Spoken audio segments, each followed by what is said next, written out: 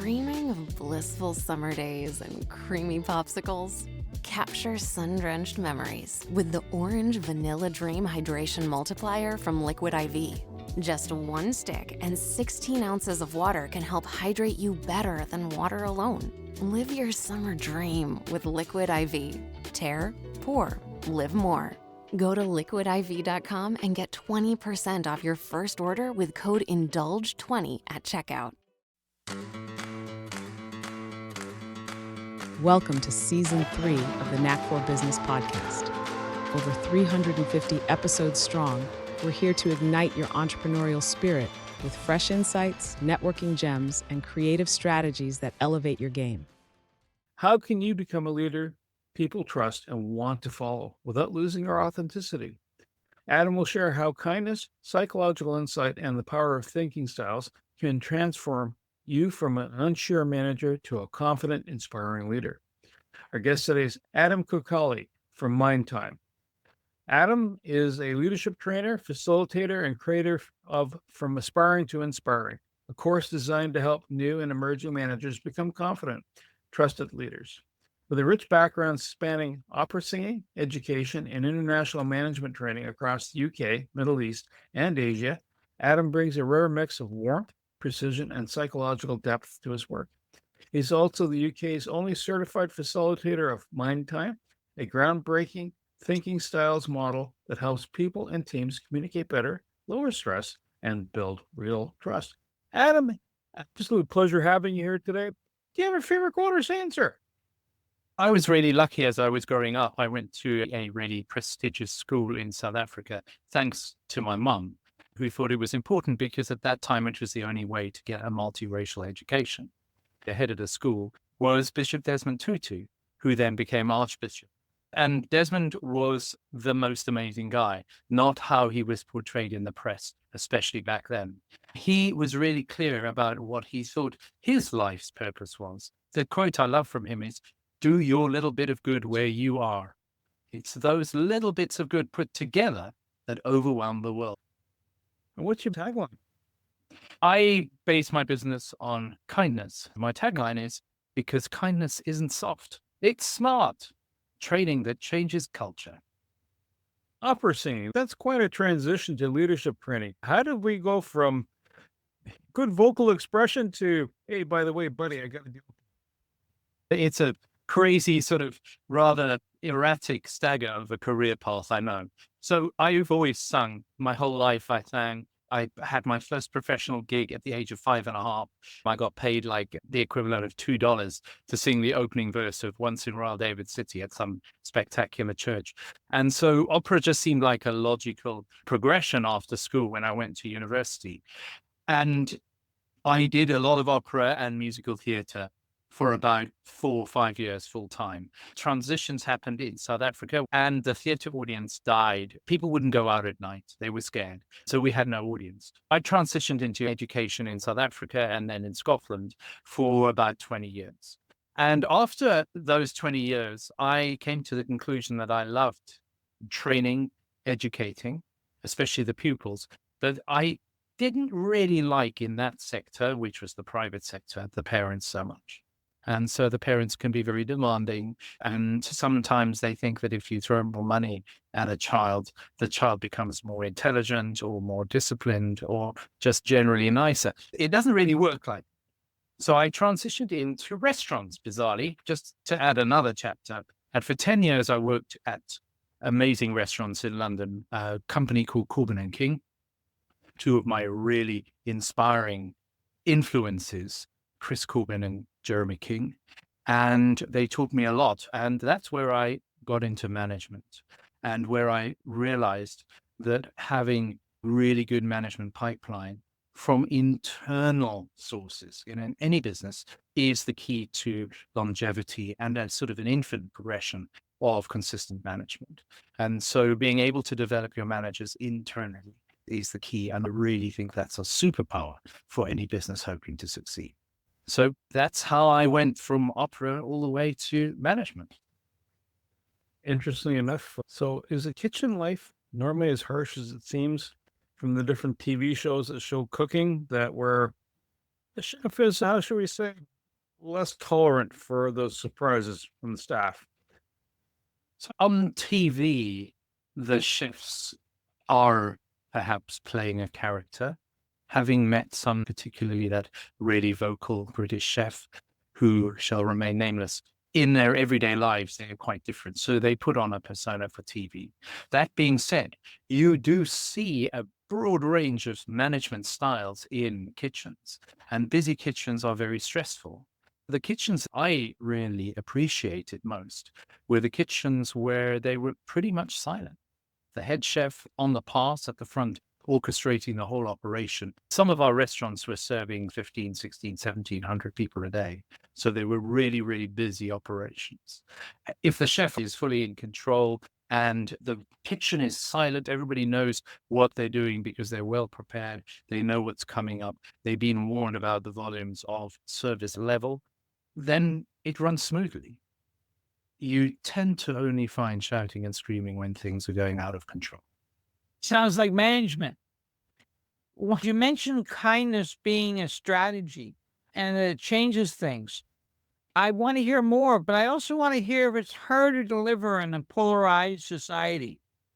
I believe that kindness is a superpower. There's a fantastic video online by Governor Pritchko at a commencement speech where he says that kindness is evidence of higher evolution because kindness takes a lot of thought. It's not passive.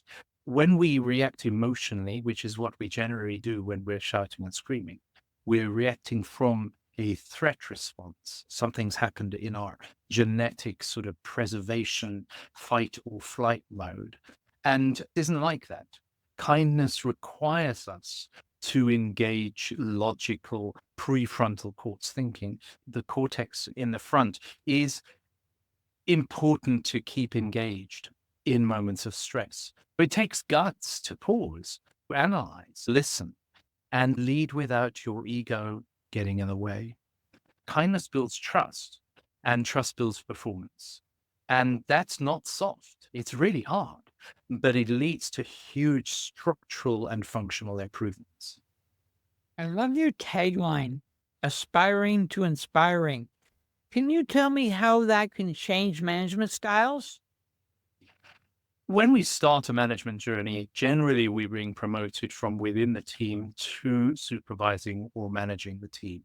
And it's a really tough transition. At that point, we aspire to be a good manager. And in management, leadership is all rolled up into the same package. People don't often get that to start with. That transition means we need to change the way we work, which is what a lot of managers don't do. They think that getting the promotion means they just do more of the same and work harder, do longer hours, and put in the graft. But what we really need to do is switch from being someone who is responsible for doing the work to someone who is responsible for the people who are doing the work. And that's why we have to, from aspiring to be a good manager, through this program, transition into inspiring the staff that we are managing and leading. Are there myths that surround leadership from a small business? Like when someone's starting out and they go, I know how to make this widget, or I know how to talk to a client about what colors to paint on the wall, right? To have everything come together. But if they're working with a team or they have contractors or other service providers coming in and doing project management, they become a leader. What are the myths that most people have about leadership then? Where are the gaps? The biggest myth that young leaders have is that they have to have all the answers. They feel because they're now the leader and they've got this position either in their own business or because they've been promoted into it, that there's a pressure on them to always know what to do next, to always know what decisions to make. But actually, good leaders, really effective leaders, ask better questions. They create the space for others to shine and show what they are good at. They don't let their ego get in the way. And so the best leaders empower others rather than looking for the limelight themselves. If you're hearing this instead of seeing this, you don't see the MindTime logo. And I'd love to know what it is, where it came from, and what makes it different. The premise behind MindTime is all of us have a preferred thinking style. The logo has different colors in a triangular formation. The three extremes are blue, red, and green. We associate blue with future thinking, red with past thinking, and green with present thinking. And so that's this MindTime map, we call it. We can plot people's preferred thinking style, where they end up on the map. We all love a good map, don't we? And so we can plot where they end up on the map in terms of their thinking style, and it becomes really easy to understand what's going on. That's where the logo comes from. And of course, we don't expect people to be purely future or past or present thinkers. And that's why we need these blends and these other colors creeping into the logo. From my experience in the corporate universe and talking to different people, everybody's got a different style of internal operating principles. Some people are down to the minor details. Some people have a large overview. And usually when they come in contact with someone who's the opposite, there tends to be stress because they're not jiving. How do you adjust the thinking style, especially when you have the need to have fine detail? You operate at that level versus another person goes, don't put me in the weeds. I just want to know the high level stuff. How do you reduce the stress levels in that type of environment? So it's really important that you mention stress. I really think that stress is a huge factor, particularly at the moment. And then when you were mentioning polarization, and when we have these really even splits politically, ideologically, there is stress amongst a large proportion of the population. We've seen this play out in Poland again, just over the last few days. It's really interesting. What MindTime does is it firstly and most importantly improves our self-awareness about how we think, what we prioritize in terms of importance, and how comfortable we are with abstract versus concrete ideas. That person you referenced is very into detail, probably driven by a past thinking style, because they want to analyze against the evidence all the facts. They want to gather information which is existing, so therefore it's in the past. They're very focused on detailed analysis and mitigating against risk. I'm a future thinker, incredibly abstract. I love coming up with new ideas, and I'm the worst person to work with as a past thinker, because I will constantly be pushing the boundaries and saying, oh, do you know what? I've just had another idea. Could we try this as well? The past thinkers, I haven't even checked your last idea, and you've come with 3 more. That's really disruptive if you don't know your own thinking style. Now, of course, the poor present thinkers are really good at getting things done. They are the executors. They are waiting for the future thinkers who come up with ideas and innovate and create new ways of working. And the past thinkers who need to check those ideas and make sure they will work. And between them, they have to come up with this concrete plan to feed upwards to the top of the triangle for the executors, the present thinkers, to actually do. Thinkers don't care about ideation and they don't care about fact checking. They just want a clear plan of execution and what the metrics are to measure success. Most organizations, societies, corporations, any conglomerate of human beings tend to latch on to a really exciting, new, innovative idea and try to execute it immediately without checking.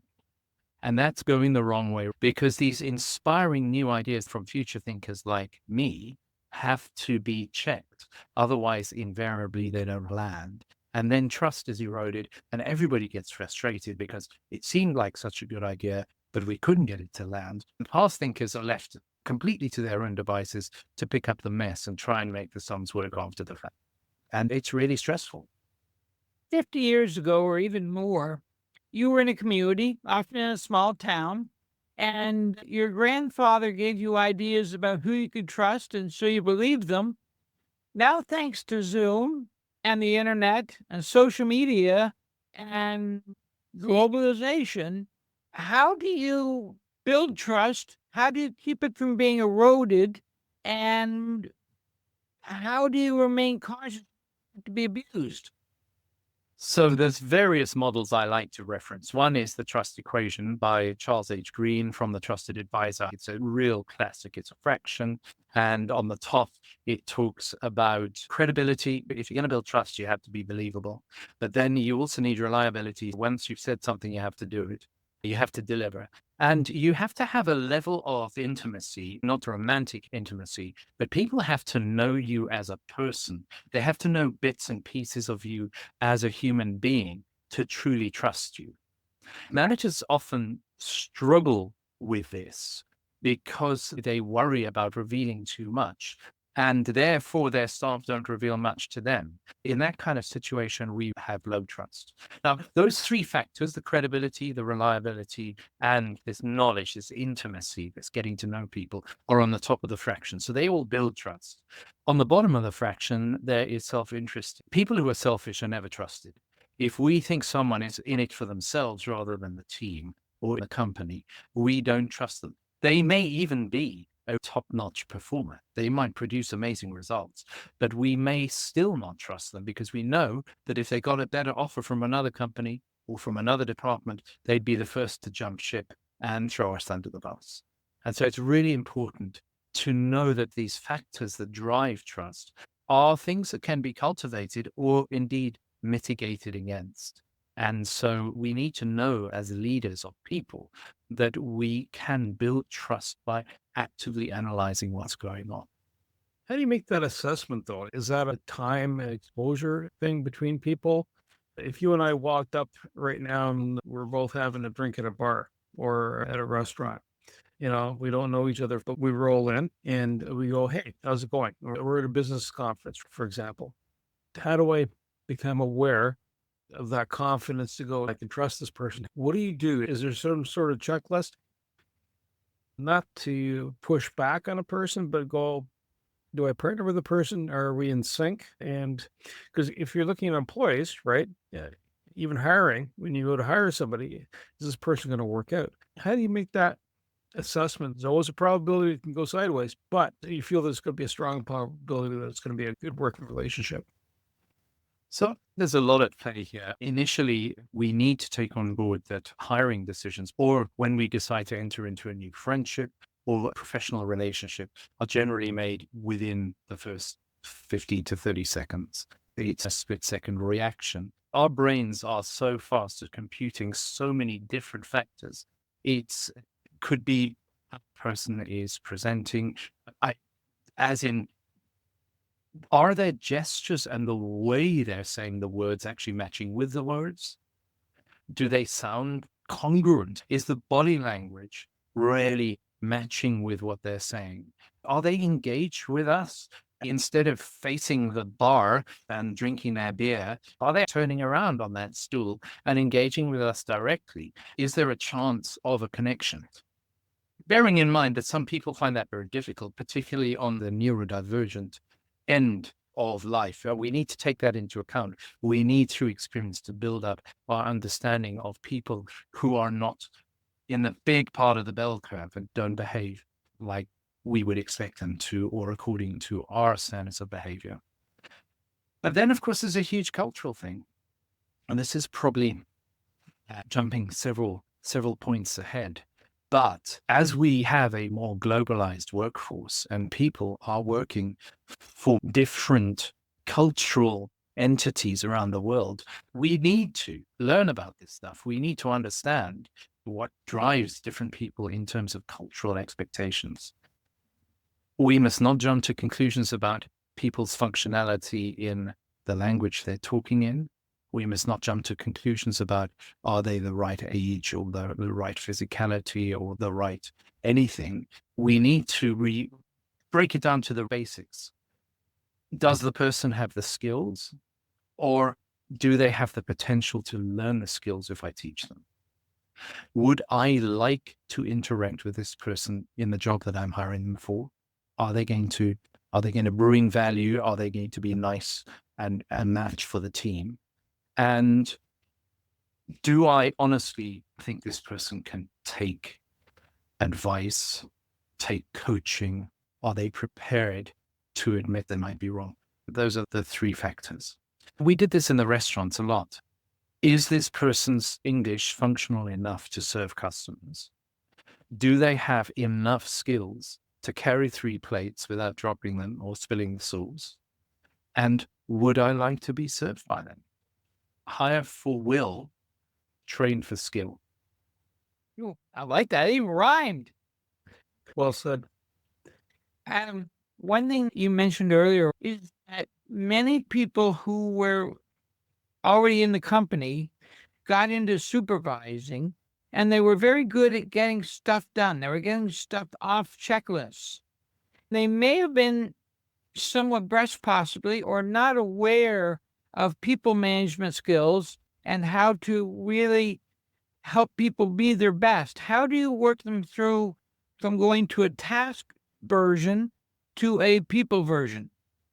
As we've mentioned, the shift from doing the job to being responsible for the people who are now doing the job is a really hard one. Mainly because you were really good at doing that job, and that's why you got the promotion. The problem with job descriptions is that most job descriptions, when you get promoted, list all of your new roles and responsibilities, but they never list what you should now leave behind, unless you need to do cover because of holidays or sickness. We understand that you're a manager. It's important for people to be clear about what a newly promoted member of staff is no longer responsible for, because that clears up space for them to focus on what's important. My training in what we call FATI, from aspiring to inspiring, is giving people these tools to be able to assess what needs to be done, delegate with confidence, and have this mindset shift of seeing the people they're responsible for as a multiplier of opportunities and things getting done, not an obstacle. And managers need to take on board that their biggest tasks are enabling their staff to do their jobs, which may be protecting them from other rapacious departments making onerous demands on them. It may be making sure that they have everything they need to do the job. And really importantly, leaving them alone to actually do the work instead of micromanaging them because you're feeling insecure as a manager. How do you handle a micromanager? Like, assuming everybody wants a win scenario, you just have really bad habits, like micromanaging, always going, have you done this? Have you done this? It's almost like, are we there yet? Are we there yet? How do you guide them away from that micromanagement piece, other than a shock collar, which is probably not ideal? Micromanagement creates stress and erodes trust. It presents the message to the staff that they are not trusted to do the job without close supervision. That itself is a demotivator versus coaching, which I advocate for. Feedback by its very nature is always negative. Micromanaging is multiple little injections of checking feedback. It's so much going on and on and on that it's really demotivating for the staff member. Now, what managers have to take on board are 2 really important factors. And these are based on science. They're based on research, multiple studies. Number 1, increased stress reduces your functional IQ. The more stressed you are, the less able you are to use your intelligence. Your cognitive ability goes down when you're stressed. And so managers' primary function is not to stress their staff out, because otherwise they won't be able to work as well. Your line manager, your direct manager or supervisor, whatever the position is called, has more influence on your mental well-being than any other single factor in your life.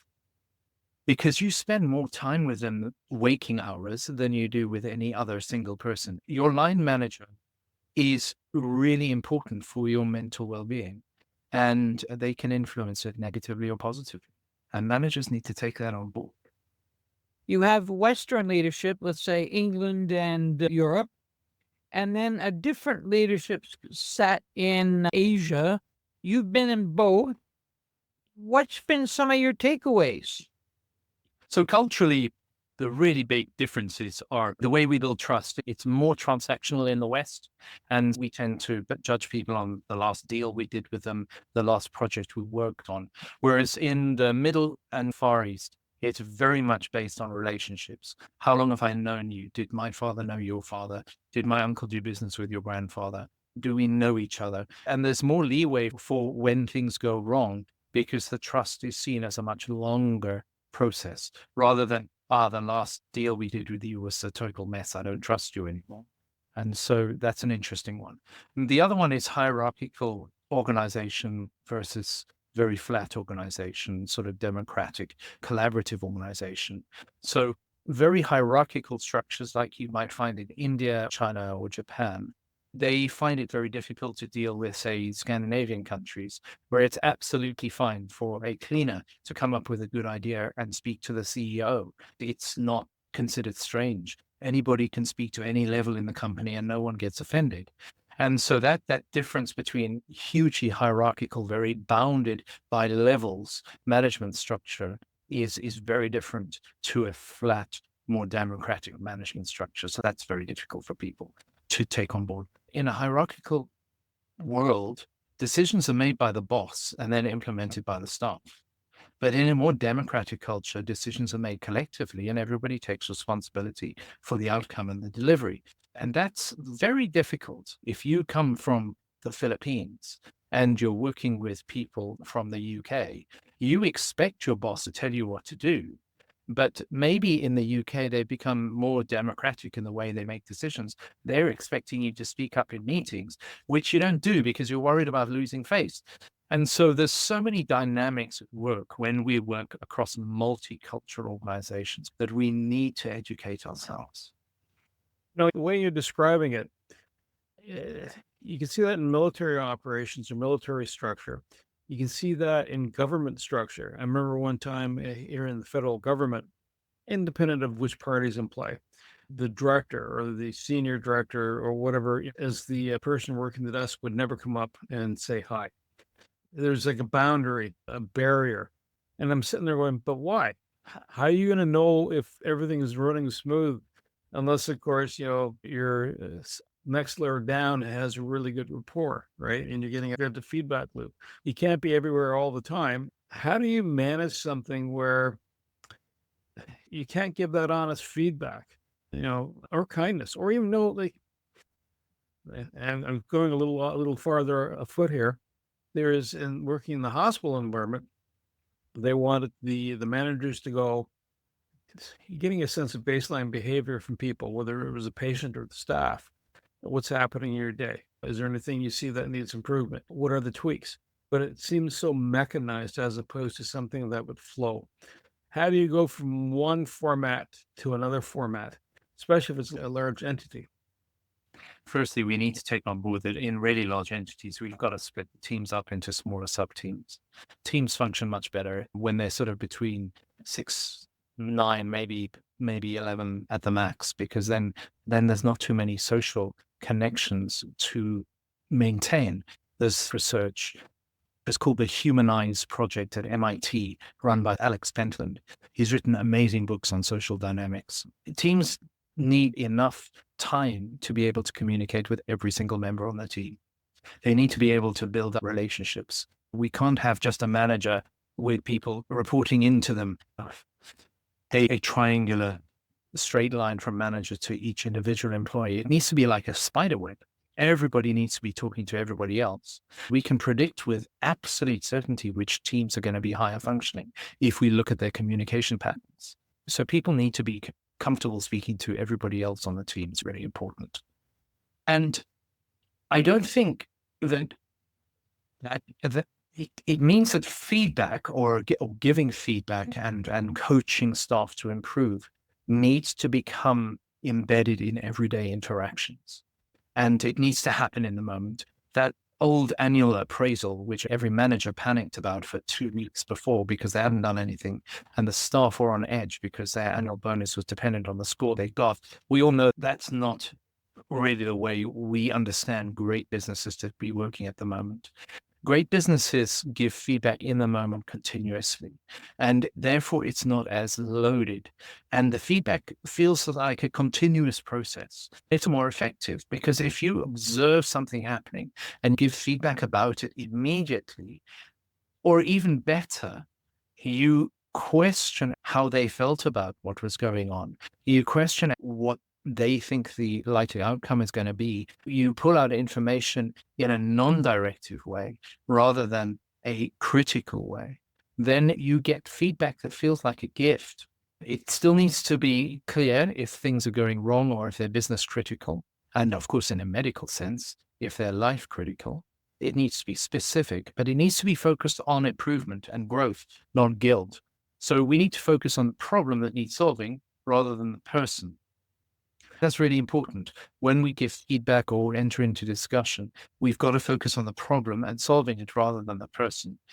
Because you build trust and made everybody feel safe to put up their hand when they don't feel they're coping or when they've made a mistake. You must model the behavior that you want your reports to use in their everyday reaction to feedback. So when a staff member brings you feedback, you can't shoot the messenger. You've got to pause, draw breath, and think about how to move this forward. If you don't model the behavior you're hoping to get from your staff, they are not going to respond positively. How managers react to feedback from their staff is what they're going to get as a reaction to their feedback. It's a two-way street. And if you're getting no feedback from your staff, if your staff are constantly saying everything's fine, I would suggest that it probably isn't. And they don't feel safe enough to tell you that there are things going wrong. There's great work by Professor Amy Edmondson at Harvard Business School, and she writes a lot about psychological safety. In her first study, when she was a research student, she was bamboozled by the fact that having sent researchers out into the field to research medical errors in a hospital context, the teams that they assessed as really high-functioning, friendly, happy teams to work in were reporting more errors. This seemed counterintuitive. And the teams that they thought were bad teams, using a team metric analysis, were reporting fewer errors.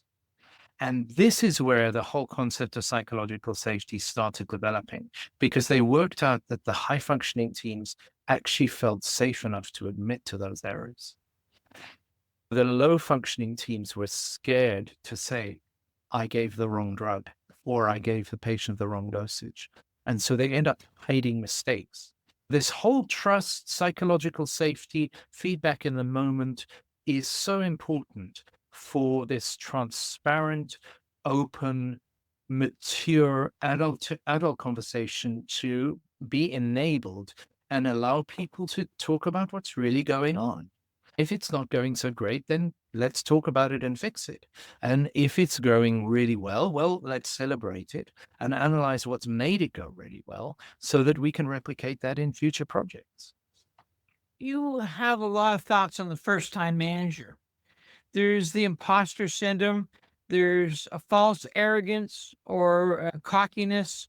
There's a whole raft of personality traits that are quite dangerous. Can you talk about weaving through this journey? The biggest advice I could give to any first-time manager is take on board that you're not alone.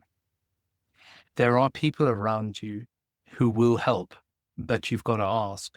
Because if we have this cocksure, arrogant attitude that we've always got it all together, that's not what leadership is about. It's about being able to demonstrate that you are growing and you're helping other people to grow. It takes guts, especially younger male managers. When you ask them what's going on, they say, everything's fine. Do you know what you're doing? Yeah, I know. I've got it. They have. And you just need to check. You said, it's okay. You can come and talk to me. Sometimes, Bernie, it's good to go and have a drink in a low stakes environment away from work and talk these things through. It's about taking risks. It's about finding your own style. It's about experimenting a little bit, but then admitting when certain experiments don't go wrong. I always give my management trainees the option of using my name in vain. I say, listen, if you're worried about taking this back into the workplace and experimenting with it, just say, I've got this wacky trainer, Adam, and he suggested that I try this out. Do you mind if we do a little experiment? And if it doesn't work for you, just blame me. Just say, Adam suggested it didn't work, so I'm going to go and tell him. And then please come and tell me, and we'll work out a different way for you to approach it differently. You've got to find your own style. You've got to experiment when it goes wrong. And you've got to listen to your staff and say, I know this may seem strange. I know this is different to how we did it before, but can we try it? And then have a really adult to adult debrief about, was it better? Was it worse? What should we keep? What should we change? What should we start? What should we stop? And just progress it forward. Just progress it forward. You don't have to have all the answers. You don't have to know everything on day one. How could you? It made us aware of this pandemic, where all of a sudden we're dealing with hybrid workplaces and remote workplaces and our reorg, and then coming back, and then we didn't come back, and then what should we keep and what should we throw away? What's your take on the relationships of these new environments? So hybrid is here to stay. The tech has come enormously far. At the beginning of the pandemic, you couldn't buy a webcam. I had to buy a reconditioned one, which thankfully is really good and it works quite well. What we miss with the hybrid or remote workplace scenario is it's scary for some managers. Some managers find it very difficult to trust their staff if they can't see them working in front of them. And that's something we've got to work through. That perhaps some measurement metric models like KPIs are no longer as relevant as, for instance, OKRs, outcomes and key results. If someone is working from home and they are producing work at the right quantity and the right quality within the time frame, doesn't matter if they do some of the work very early before the kids come up and some of the work after they've got them off to school, and then they take a break to walk the dog, and then they might do some afternoon homework, feeding, go to the sports match or the training session with the kids, and then they do a bit more work in the evening. Does it matter that they're not working a true 9 to 5? I don't think so anymore. It gives a lot of people some enormous flexibility. The struggle for the manager, of course, is there some front-facing roles that cannot work hybridly. And so how do you keep it fair? I work a lot with local government. A bin man collecting garbage cannot work hybridly. The garbage ain't going to happen. But somehow we've got to make it fair for him and fair for the person who gets to work at home as well. So that's really difficult. Ultimately, however, what is the biggest challenge in terms of hybrid is we've lost what we used to call water cooler moments.